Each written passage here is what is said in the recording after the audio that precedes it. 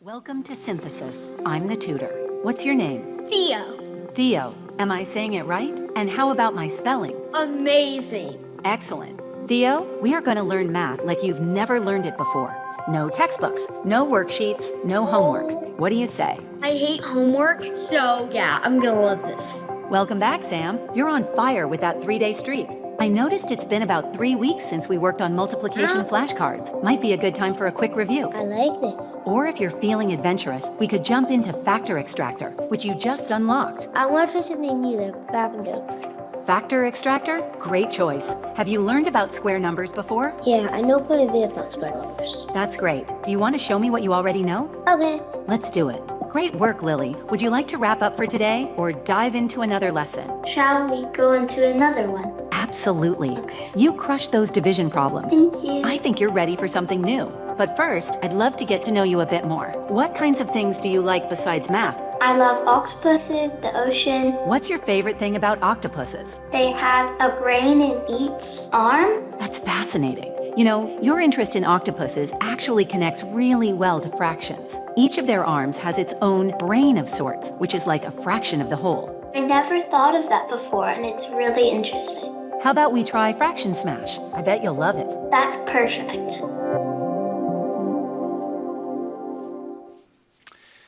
We are so honored and privileged today to be able to welcome Chrisman Frank to our midst. He's the co-founder and CEO of Synthesis. It's an innovative platform that emerged from Elon Musk at Astra School.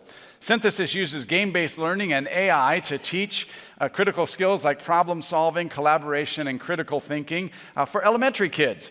And under his leadership, the platform has secured $12 million in funding and is transforming education globally. Would you welcome Chrisman to the stage? Chrisman, come.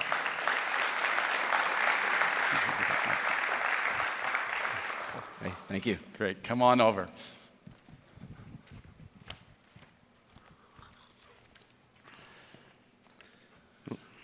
Chrisman, thanks for being here, and I know that you've traveled a little bit of distance, and I see you got some good caffeine. That's Yes, a good man. Hey, tell us just a little bit, like, who are you? Like, I just read the briefest of bios, but who are you? Tell us a little bit about maybe faith and technology. How'd you get your start? Well, it's an honor to be here speaking with all of you. This is I got Danny's invitation on Twitter a couple weeks ago, I guess, and it's kind of a rare opportunity to speak to people who are interested in technology and faith, which are two of my primary interests. My stories, is interesting to me at least. I grew up Presbyterian. I went to college. I read kind of like the new atheists like Sam Harris and Dawkins and these guys, and I thought they sounded really smart, and I became an atheist for 15 years or so, which breaks my heart now to think about. I found my way back to Christ, again, like through Twitter. People posted about C.S. Lewis. I started reading C.S. Lewis. I remember reading Abolition of Man and just thinking to myself, like, oh, Christianity's true.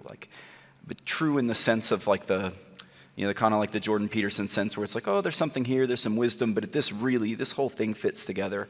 And from there, I kind of went to Chesterton, and that sort of helped the ego thing of like, oh, I'm so smart, I don't need to be a Christian, because you could read Chesterton, and he's much smarter than me. I could tell that, and that kind of was like the, at some point it kind of just clicked for me, like, oh, like God is real. Everything they told me when I was a kid, that was actually the truth.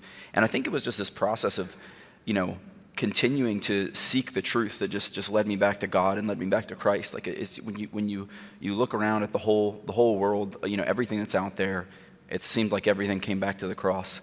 And so in a weird way, I'm kind of grateful for the years where I strayed, because it growing up in it, it was something that I took for granted and maybe didn't have the ability to appreciate fully. Just before you go on technology, I want to say a quick little word. Sorry, I have a philosophy minor in college. Every discipline can be redeemed for the glory of God, just like technology. And the fact that you're quoting Lewis and Chesterton, you think about the reality of how God takes sometimes philosophy, theology, history, etc., English, and redeems it, and you needed that. You weren't going to be reached by some other pathway. You were reached by that pathway. So thank God for the C.S. Lewis's and the G.K. Chestertons and others. So wow, what a great part of your testimony. No, that's something I think about a lot with my kids. Like when I came back to Christ, it really strikes me how the most beautiful art in the world is Christian, and my kids see that. Yeah. Like they can see, you listen to this music and listen to this, my kids joke with me, it's like that, you say everything is demonic, and I'm like, well, listen to this. There's nothing beautiful or good in this music. Yes. And when you listen to things that are like conceived, in the Christian faith, I think they don't have that property. There's something transcendent about them. I'd never noticed that when I was, when I was not of the faith, but now I do.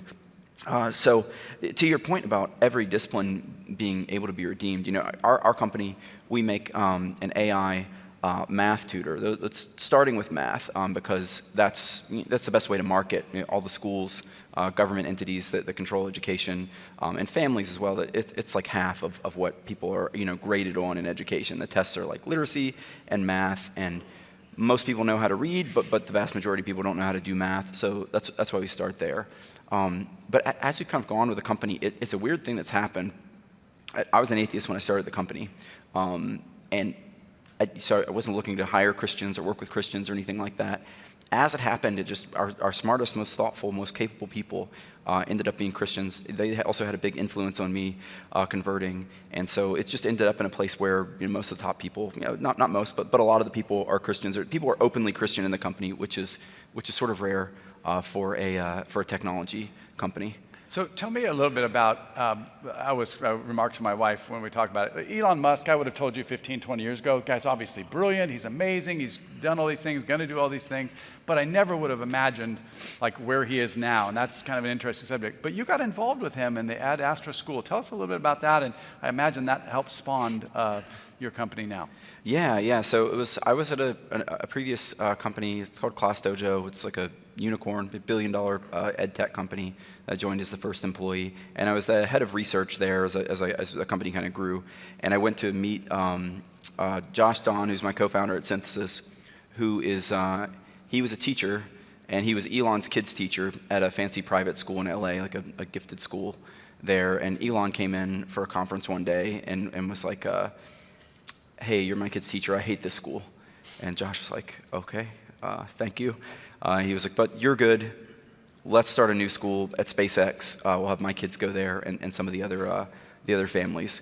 And so Josh was like, okay, we'll start that school. So it was about 5 years later when I came down to visit the school. And Elon's approach to it was something that we still have at Synthesis today. His idea, I think Christian schools don't have this problem, but the modern education system, what is even the point, right? If you're a Christian university, you have this set for you. You're helping people aim toward God. If you're the modern school system, the point has become, because Christianity has gone to the wayside there, the point is, let's do more school. And so that's what it is that they tell you in school. Why are we going to need to know this? Like, it's easy, but it's because this is the Word of God. Yeah. That's an easy, that answers itself.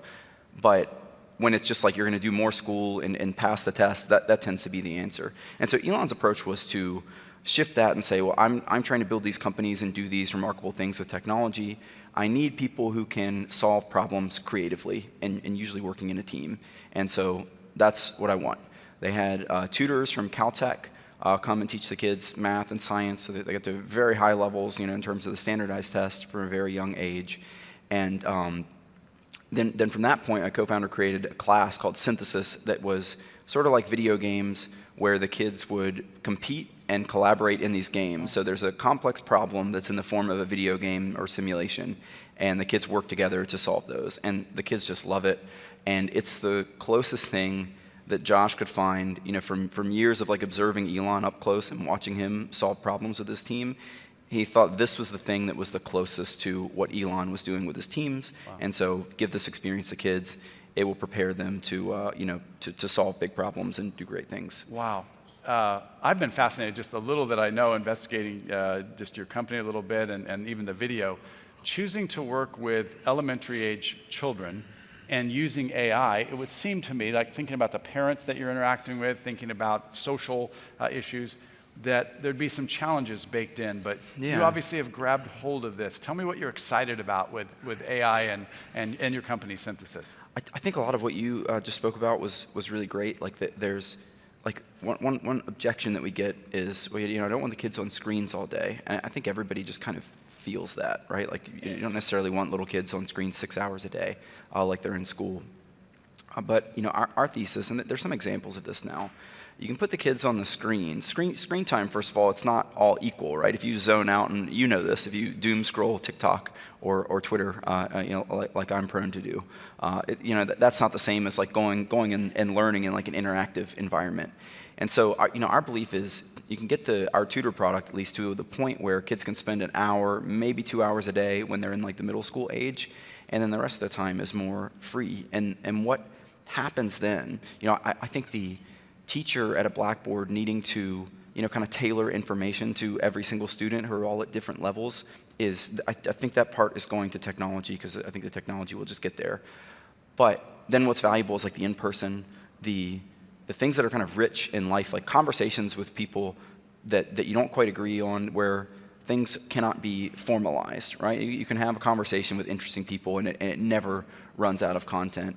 And there's that in-person relationship component, which just becomes more important and more valuable. And I think that's basically what's going to happen. I love a couple of themes you've hit on. First of all, the ability of technology, if it works well, to do highly personalized, individualized instruction. My sister was for 35 years elementary school teacher and local site administrator. And one of the challenges, if you're in a classroom with 20 kids who are in 3rd grade or 8th grade, or 30 kids at a higher grade, and you say, well, how can I do personalized education? Well, a lot of what AI does, here at Jessup, we have a thing called Jessup Global, a man named Aline Vrancilla. Aline, are you in the audience today? Oh, there you are right there. Aline's working hard with an AI product that we have to be able to help provide a customized, personally adapted educational experience. It's still very challenging to even think about, can all that happen? How will it work? I think the promise is awesome.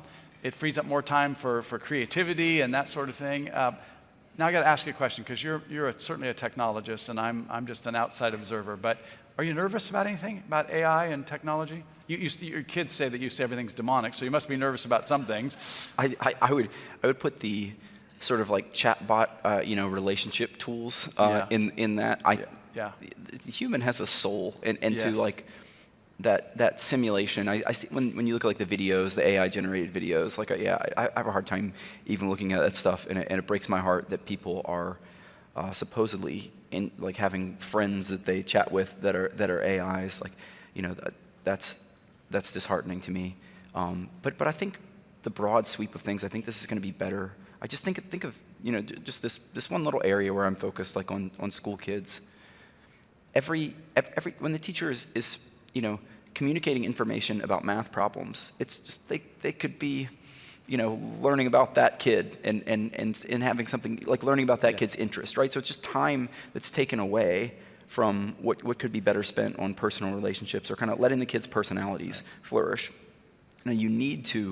Kids need to learn, the foundational knowledge of civilization, but it doesn't need to be delivered by a human. I mean, there are books that, do this job as well, but there's something about having a human who believes in you and cares about you face to face, which is going to become more important. And I think the sweep of the last few decades in education has been to cram down that human element and turn the teachers into machines and automatons for delivering content. And I think that's going to go away, and so I think that's going to be quite good. That's good. And I think sort of the downsides of AI, like there are a bunch of people in Silicon Valley. I don't know how familiar you guys are with these arguments, but there's certainly a contingent that just believes we've created God in a box, and I just think that's silly. I don't worry about it at all. I think you're completely missing the point. I mean, just the idea that you could disembody intelligence, straight, like that your intelligence can be removed from your. That's a PhD thesis, and a lifetime of work to even start to answer that question, and they just skip over it and like, well, we have it because we can mash words together. So I don't really believe that. I think it's by and large going to be a force for good. That's good. I'm not typically in the habit of recommending movies, and I'm not even going to suggest this, but if you're interested, many years ago, my wife and I watched a movie called Ready Player One. And it was a fascinating movie that explored the idea that some teenage kids actually believed that their virtual selves were more important than and equal to their physical selves. And I do think that's maybe a challenge with chatbots and other things, is the relational component. I think that's probably one of the areas I'm worried about. Chrisman, in COVID, many of the folks in this room are parents. In COVID, a lot of parents got real concerned with what their children were experiencing. Yes. Elon could walk into a room and say to his kid's teacher, I don't like this school, let's just go somewhere else and start another school. But a lot of parents got really struggled with that, and so we're seeing an upsurge of homeschool co-ops, private schools, charter schools.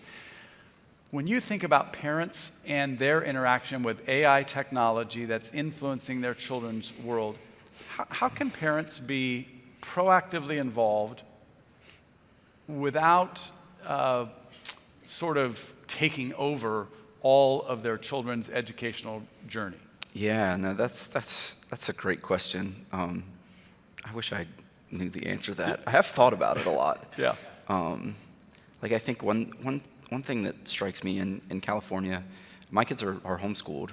They go to this like charter school, but it's for socialization. So they go like 2 days a week and they hang out with some other kids for a couple hours. But they play travel soccer. Yep. And so we drive around all these different schools in California. And do you guys know what I see when I go to those schools? If I didn't know they were schools, I would think they're trans indoctrination camps, because those flags are everywhere. Every sign on the campus is that. And I don't talking with people, I don't think there's a huge groundswell of support for that. Right. But no one wants to say, like, I've thought about this. I'm like, why don't I go to my kid's school and just be like, can you just like take that stuff down and like focus on education? Like it's be nice to the kids, and everything, but there's no need to encourage this. This is like a brand new ideology, just like slow play it. But I don't do that. But I think people are going to need to do that. Yeah. And I think that's important, because that helps the kids who, I think your kids will be fine because you're aware of this and you're going to be the influence at home. But the public schools, are really effective for the people whose parents kind of need to check out, and they trust the school, and they're like, give the kids a good education. So the parents who are aware of the issues and wanting to offer corrective, the kids are going to be, they'll be okay. Like your influence as a parent will be larger. But still, something needs to, it's remarkable how Christianity spread across the globe, right? And it didn't, not like by accident. It's like people going in locally and setting up a church, and I think there's that same kind of resurgence is necessary, and it's mostly local, right? Technology will help. Technology can bring us together so that when we're all spread out, particularly in tech. Until a couple weeks ago, I didn't know more than a handful of Christians in tech. I didn't even know they existed. And now, I've met a ton already here. So great. So I think that's a great, force multiplier. But we still, there's a lot of that work is local. A theme I would lift up from Chrisman's comments is just the whole idea of being incarnational. You're in a neighborhood. You're in a family unit. You're in a neighborhood. You might be in a church. Maybe you have a gym. Wherever it is you are. That's so much where our influence can be leveraged as parents and as followers of Christ, people who want to influence our culture for good. So I just really love the idea that at the end of the day, while technology is a great force multiplier, it's relationships. I want to give you a chance to maybe go just as long or as wide as you want. This is a room that has technologists in it. Many people here are very, very capable. You have other people in this room where this is their first step. Like this the whole subject of AI is kind of scary and unknown.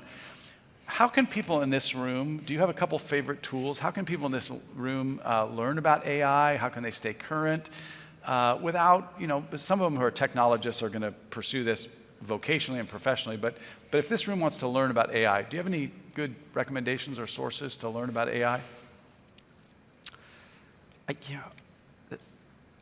think the thing that this is maybe a terrible recommendation. Maybe some people will do this.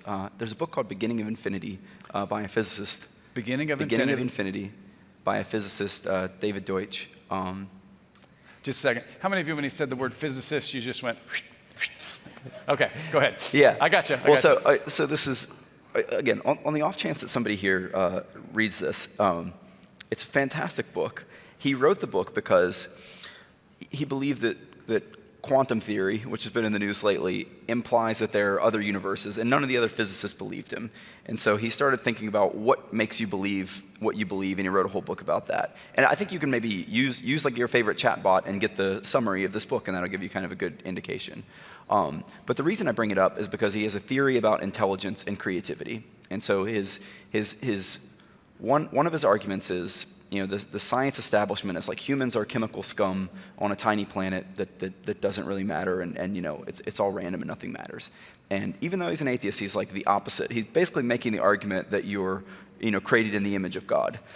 People are creative. They're the only thing in the universe that can come up with creative explanations, and that makes us unique. And I've actually gotten a chance to talk to him about chatbots and the modern AI, and he's like, this is not even the first step toward creating something. Now, he differs from me. Like, he believes we will create, a human-like intelligence. I don't actually believe that, but he believes that's possible, but that we're not even on the first step at all.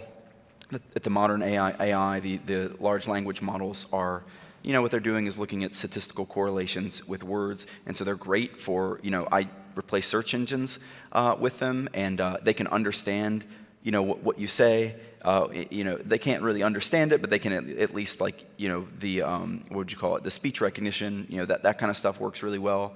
But the idea that it's going to eliminate a ton of jobs, I think, is just silly, because I think every job has details and creative explanations that are needed. Even if you're working the counter at McDonald's, there's some creativity there. It's very difficult to formalize, and humans are still really, really good at those things. So I'd say ignore my opinion. I've thought about this a lot, and I'm kind of deep into it. Just ignore the fear mongering and like crazy hype, and figure out how you can use it. And I can't answer that, because that's something that depends on your situation, and you have to apply your creativity. Great. In just a moment, I'm going to give you a chance to make kind of a closing statement, but get ready for that. Before he does, I want to just say something to the laywomen and laymen out here who are not pastoral professionals. How many of you are Christians for nothing? Like, you don't get paid to be a Christian? Anybody up here? Okay, great.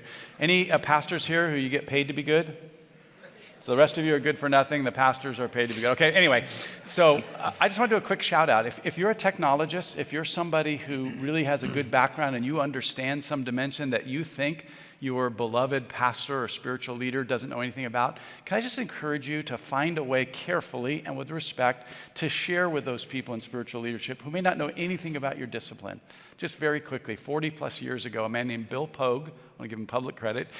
Bill Pogue ended up working in the accelerator in Texas. He's a physicist, and that's why I was chuckling at your reference. And he made me, as a 23-year-old, read Stephen Hawking's A Brief History of Time. And like, I was a theology, philosophy, I'd taken a few science classes, but definitely not a scientist, and had no interest or ability really to read it. But he made me read it, and we did conversations about it. And you know what? That shaped my life. It was a really cool thing that I read that. I'm still not a scientist. I still don't understand all the stuff in that book, but it was really good for me to be affected by people are thinking deeply about this kind of stuff. So I just want to encourage you, that's part of your assignment. Help people who are in positions of spiritual leadership understand the world that you live in every day. All right, you got a chance. That's great, yeah. There's a great audience out here with all kinds of backgrounds. Anything you want to say in closing before I bring Paul back up? I'll keep it brief, but I just want to kind of extend what you said there. What rightly or wrongly, there are the smart kids, the kids who like excel academically, to some extent, are going to have great influence on the world. And the thing that I learned from the journey, which was horrible being an atheist, like I had no peace, without God in my life. And so I don't want anyone to have to go down that path to kind of realize what I did. But what I did realize was that if you just have an open-ended search for truth, that Christ can survive that, right? Yeah. That God survives that no matter how deep you go in science. And it's interesting, a lot of physicists end up believing in God, right? And mathematicians as well. So I think if you're in a position of education or influence, go look at the best arguments against God, against Christianity. Because what I found, I did all that, and I found that just leads me more deeply to the faith. And I think it's really important that the kids who are gifted academically, they will be they will be in positions of influence, in 10 or 20 years. And I think they're a great weapon for Christ. So that's maybe just the one kind of position I might have that's maybe a little bit unique. Just before we close, I'm being led to do something. So I'm going to just do something real quick. Would you be okay with me? I want to pray over Chrisman. I didn't ask your permission or anything. I just want to pray over you. Appreciate it. Father, right now I thank you for Chrisman. I just thank you for his testimony, the story of his life. And I thank you that he went from being an atheist, being a person raised in faith, being an atheist, and then coming back to you. And I thank you for women and men that you placed in the course of his life to bring him to a saving knowledge of you. And now, Lord Jesus, I pray blessing and favor on him. I pray that his technology efforts would yield great fruit and that he would show how technology can be used for your glory. And Lord, we thank you for believers being placed in our culture and society who have these kind of gifts and strengths. And we just want to again, give all honor to you, Lord. What we have in our hands came from you. You own everything. And so we just want to use it for your glory. And I just thank you in advance for the way you're going to work in Chrisman's life. Amen. Would you give your appreciation to Chrisman? Thank you. Thanks, everyone.